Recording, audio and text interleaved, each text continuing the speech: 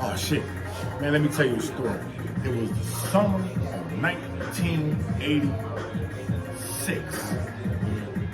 Right?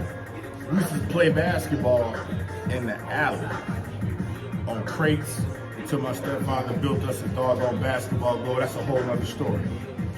But, you know, when you were back in the 80s, you only had a couple things to drink when you run in the house after you've been hooping all day or running the streets.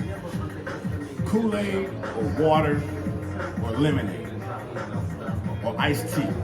If you're from the hood, your mama then took that big old pot of iced tea and poured it in the milk jug and set it in the refrigerator. It got cold so everybody could have iced tea, because you can go buy a pack of Lipton tea bags back in the day for like $1 and they have like 50 tea bags in that junk. So instead of spending money at 19 cents on a pack of Kool-Aid, you just buy some tea, which is better for you. Boil it in a big old pot, put about 6 tea bags in there, then pour it in the doggone milk jug, put it in the refrigerator. Now you got something to drink all day. And if your tea game was right, you were in heaven.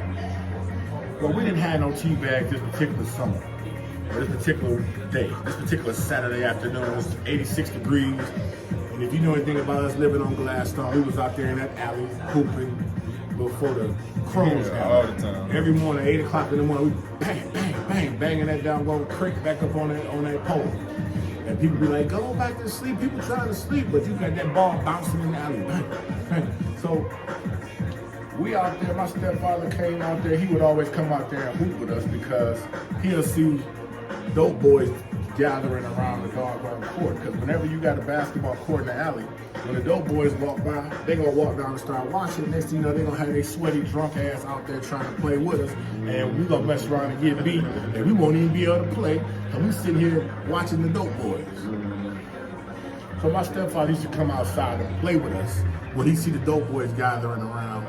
He'll come out there and play with us and play with them, and he'll beat them all so they'll get off the court, and then he'll go over to each one of them and somehow get them niggas to leave. But then later on that night, they'll come back and steal his car. They stole that man's car 7 times from the front of the house. Back to the story. We come in the house to try to get something to drink.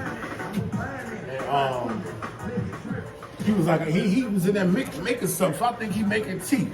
He making a big old pitcher of tea. I'm like, go ahead then. So we get to drinking it. He said, taste that. This man made a pitcher of iced coffee. Iced coffee. This is before Starbucks was even invented. Iced coffee. I'm like, this is good. And then we'll go back outside and be balling off till 2 o'clock in the morning because it's iced coffee. He did that the summer of 1986. Didn't patent it. When Starbucks didn't come around. What, 30 years later? 25, 30 years later. It wasn't that summer. He never patented that. And anybody that's been in my house, we lived on Gladstone, that been in my refrigerator and saw a pitcher of iced coffee. That's right. Shouts out to Clarence Eugene Brown, CB, rest in peace, invented iced coffee in 1986. We didn't get that patent, so now Starbucks getting money. You know what I'm saying? For real, man, iced coffee, now try it. Everybody tries it now. Starbucks is a store and they got it in the gas station. Real talk, man. He started that, and it was black coffee, but it was made like tea, put a lot of sugar in it. It tastes like, I mean, just like you make your coffee. Crazy. But that's a real true story. Straight up.